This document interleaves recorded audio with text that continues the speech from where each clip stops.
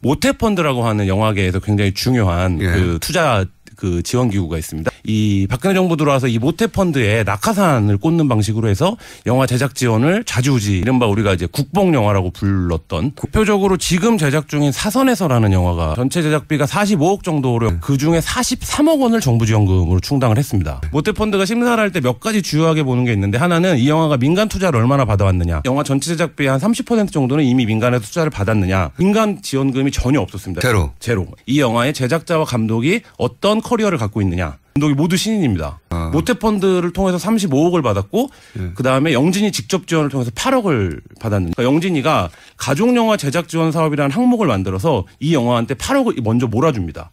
기관들이 4월 달에 예산을 올리지 않습니까? 이때 영진이가 짰던 항목에는 없었습니다. 그 가족영화 제작 지원 사업이.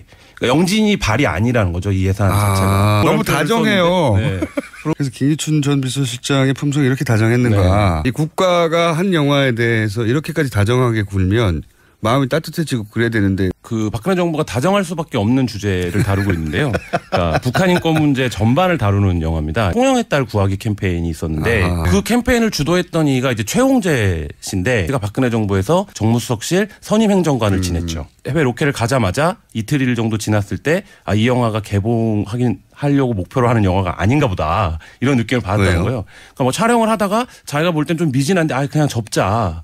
이 영화의 완성도에 아무런 열정과 성의가 없더라는 거예요. 원래 4월 개봉 예정이었는데 아직까지 개봉이 안 되고 있고.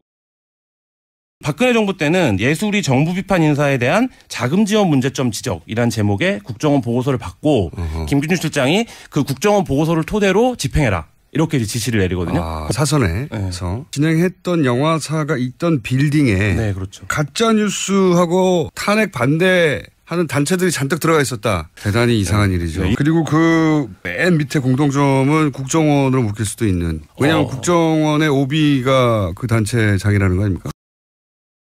가짜뉴스를 만드는 그 사이트가 굉장히 특정한 시점에 오픈을 하고 특정한 시점에 그거를 만들어냅니다. 그러니까 굉장히 기획적으로 움직였다라고 판단할 수 있는데, 언제 처음 사이트를 오픈하냐면 TV조선이 최순실 게이트 관련한 취재를 들어갔을 무렵에 승인 신청을 하고요. 그다음에 박근혜 대통령이 JTBC 태블릿 PC가 보도된 날 있지 않습니까? 그날 이제 대국민 사과를 했는데 그날부터 기사를 발행하기 시작하거든요. 그런 부분들이 굉장히 여러 가지로 이상하다.